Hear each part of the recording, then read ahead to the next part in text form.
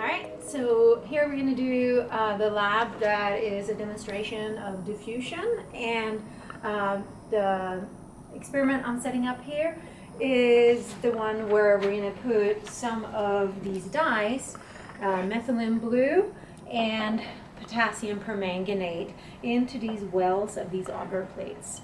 So the idea here is that the molecular size is much larger of the methylene blue than the potassium permanganate. And so we want to see how that will affect the diffusion and diffusion rate in this auger plate. So I'm going to fill up the well with each of these dyes, and then every half hour we're going to come back and measure how far it has diffused through the auger. Make sure, and you might have to come back and just make sure that it's topped off. So if it goes too low, you might want to add a few more drops. And we're also going to do our potassium permanganate.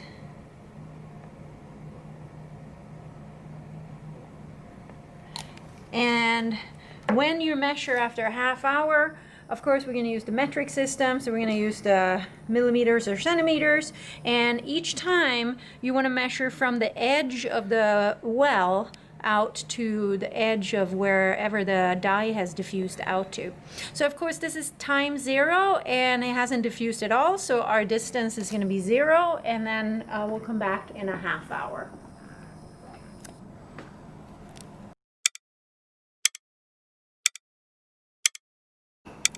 Okay, so I'm back here at our diffusion experiment, and it's been a half hour, so it's time for us to measure how far the dyes have diffused away from the well edge. And so if I start here with the potassium permanganate, I will use the metric side of this ruler, and we're going to measure it in millimeters. I'll line the 0 mark with the edge, and then I'm gonna read the very edge here. It looks like 4 millimeters in 30 minutes, or 4 millimeters in a half an hour.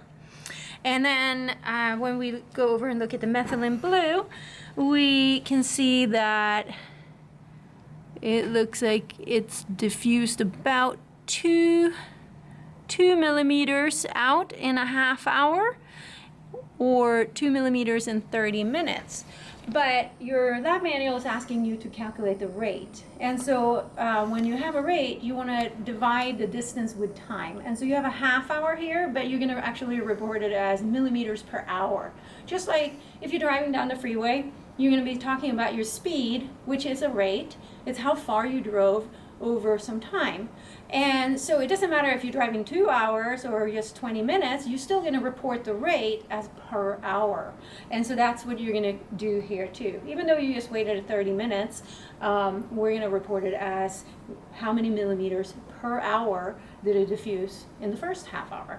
And then we're going to wait another half hour, and we're going to come back and take a look at how far did the dyes diffuse in the next half hour, and you're going to figure out the rate for that second half hour and see if the rate actually increased, decreased, or stayed the same.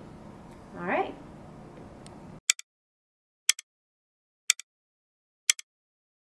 All right, so we're here at our diffusion experiment, and we're going to do our time after 1 hour time point measurements. And so I'm just going to use the ruler again and measure from the edge of the well, and in this case it looks like 7 millimeters for the potassium permanganate and 4 millimeters for the methylene blue. And so I also want to mention that we're using auger because if we were to put it into water, you would have convection forces mixing the dye around, and auger is a stationary molecular structure. So we're not going to get any convection, messing with our experiment. All right, so we're going to let this sit for another half hour and get our final reading after 1.5 hours.